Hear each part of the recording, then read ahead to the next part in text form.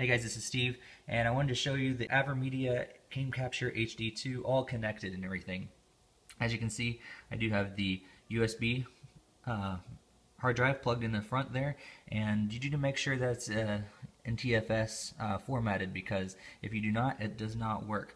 And so make sure you do have that connected. And in the back here, you can see the HDMI plugged into the input, and we have the output as well going into the TV. We do have the LAN connected because it is required for the setup, and then the DC in as well for power. And yeah, and then you do have the connections there for component. We're not using them, and same thing for audio. We're not using that, but that's the connections there.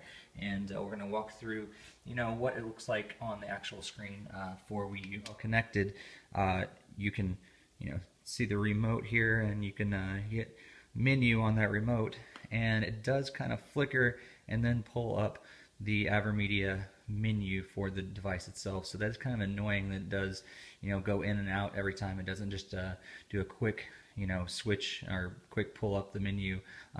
Maybe that changes on the TV that you have, but my particular Sony TV does have to flip over, it seems like, and go through that. It does have a pass-through, which is really nice, and so you can enable pass-through. But Media Studio, we'll look at that in a later video. You do the file management, which any files that are captured on there, you'll actually see. Right now we don't have any yet, and we can go back, and then your settings. I'm going to walk through the settings with you. Obviously, language and everything is pretty self-explanatory. Display mode, you can do real-time mode or standard mode, and then you have your network, auto setup, date and time, disk management. All these things are pretty self-explanatory. AV management, if we did have something else plugged in there, we could do the component or the other the left and right audio for stereo sound, but we do not have that, so we just have the HDMI. Pass-through, like I talked about, is enabled, and color range, which can change the color a little bit if we needed to for HDMI only. And recording snapshots, this is just the quality that you can pick for both video and snapshot quality.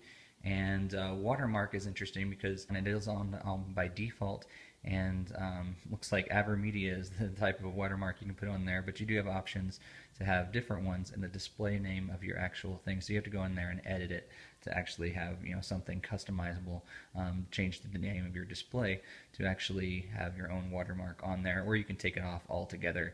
You can also change where you put the watermark on there.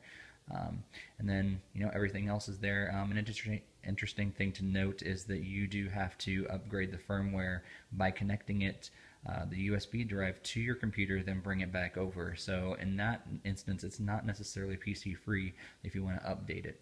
So that's the settings menu, and we can go right back into the Wii U itself and check out how to capture things on the device.